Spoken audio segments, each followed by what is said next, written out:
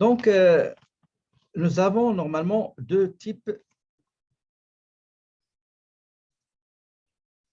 d'amortissement. Il y a ce qu'on appelle l'amortissement comptable et l'amortissement fiscal.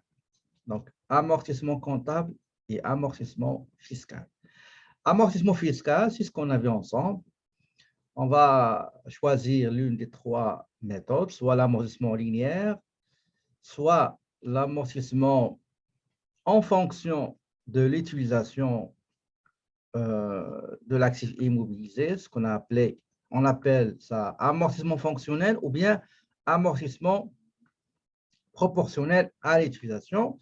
Et la troisième méthode, c'est l'amortissement dégressif à taux constant. Si l'entreprise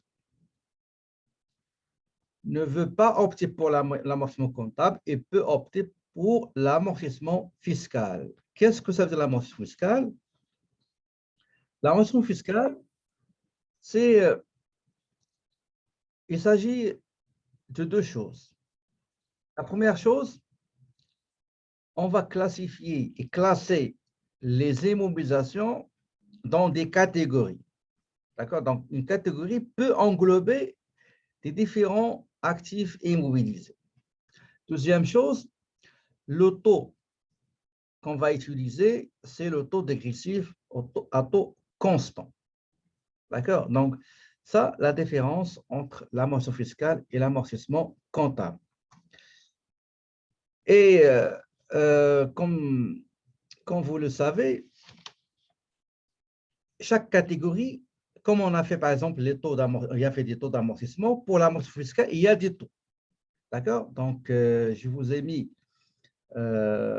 du site de Revenu Québec quelques catégories avec les taux d'amortissement fiscal à appliquer pour chaque catégorie. Par exemple, on va dire catégorie 1, par exemple. Le taux, c'est 4%. Concerne, par exemple, les bâtiments acquis après 1987, y compris les éléments, etc. etc.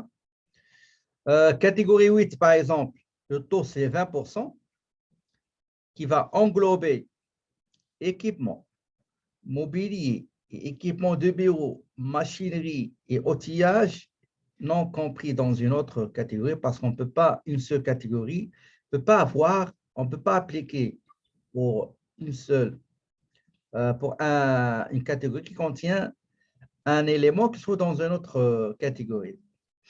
Donc, chaque catégorie doit être dans une seule, chaque actif immobilier doit être normalement uniquement dans une seule catégorie. On prend par exemple la catégorie 10. C'est tout ce qui concerne matériel roulant, qui n'existe pas dans une autre catégorie, matériel électronique universel de traitement de l'information comme les ordinateurs et logiciels de système acquis avant le 23 mars 2004. La catégorie, par exemple, 10.1 concerne les voitures de tourisme dont le coût est supérieur à 30 000. Donc, le taux appliqué, c'est 30%. Ils vont commencer à détailler les composantes de la catégorie 10. D'accord? Catégorie, par exemple, 13, qui englobe tout ce qui concerne les améliorations locatives. Les améliorations locatives, c'est quand vous allez faire des travaux, OK, de réhabilitation, etc. Par exemple, vous aviez juste un espace qui est open, ouvert. Après, vous avez fait des closions, etc. Vous n'avez pas des fenêtres, vous n'avez pas des portes, vous avez fait, etc. Vous avez changé la peinture, etc. Tout ça, ça donne de la valeur à l'immobilisation. Donc, on appelle ça les améliorations locatives. Donc, ici, on trouve aussi quelques autres catégories, catégorie 43,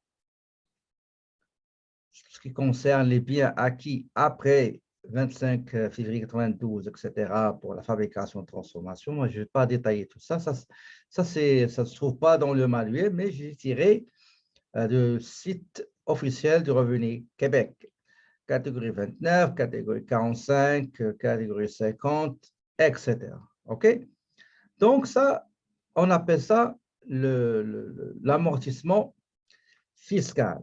D'accord? L'amortissement fiscal dans lequel on applique uniquement une seule méthode qui est la méthode dégressive à taux constant.